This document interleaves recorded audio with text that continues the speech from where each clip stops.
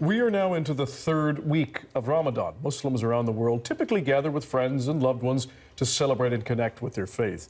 This year is different, though, with many eyes focused on the war in Gaza. While the UN Security Council has voted to demand an immediate ceasefire until the end of Ramadan, thousands of people remain displaced and many are on the brink of starvation.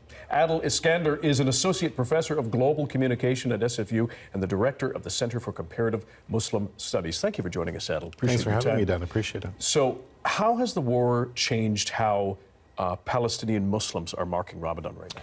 Well, for many Palestinian Muslims, especially those who are living in Gaza, their entire lives have been upended. Many of them have lost loved ones. They've been displaced. They're currently being starved of essential goods and starved literally in every sense of the word. So this is not Ramadan. It's not any regular day, in fact, let alone a month of supplication and meditation and worship. And for Palestinians around the world, there are about, most people don't know this, but there are about 15 million Palestinians in total. So many of them are currently in the diaspora, including many here in Canada.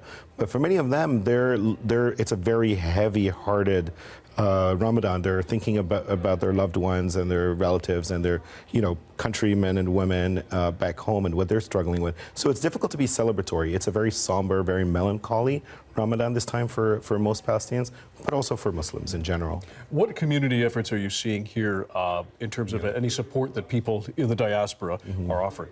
Well, there's tons of fundraising for Gaza across the board. I would say that most the fast breaking meal is the iftar that happens at sunset, and most iftars that I've seen around the city and across the country and globally have in one way or another been an attempt to fundraise to support humanitarian aid in Gaza. So we see that, in fact, we're going to have one at CCMS at SFU in about an hour or so. So these things are happening all the time across the board because everyone is trying to chip in. It's sort of all hands on deck, trying to support, trying to push, trying to change realities on the ground for Palestinians. Is there any comfort that Ramadan offers to those who are in this war that's been going on for now 6 months? Well, in no small measure, yes, there is, because even though many of them have seen their entire lives, as I said, upended, even the places of worship, the mosques, the churches, many of them have been destroyed in Gaza, but because of the Israeli bombardment.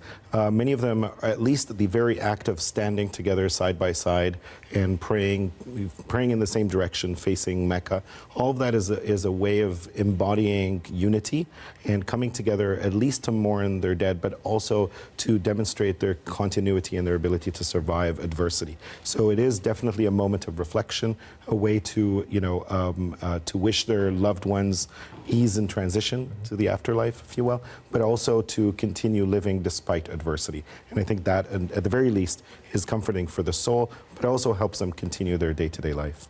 We also know Lent is coming to an end. Yes, of course. What about Christian Palestinians who may be who are caught up in the fighting? Well, so basically, Palestinian Christians are also the first century Christians. They are the descendants of Jesus and the Christian community there. And so they are too embroiled in this. There's the assumption that Palestinians are entirely Muslim, which of course they're not.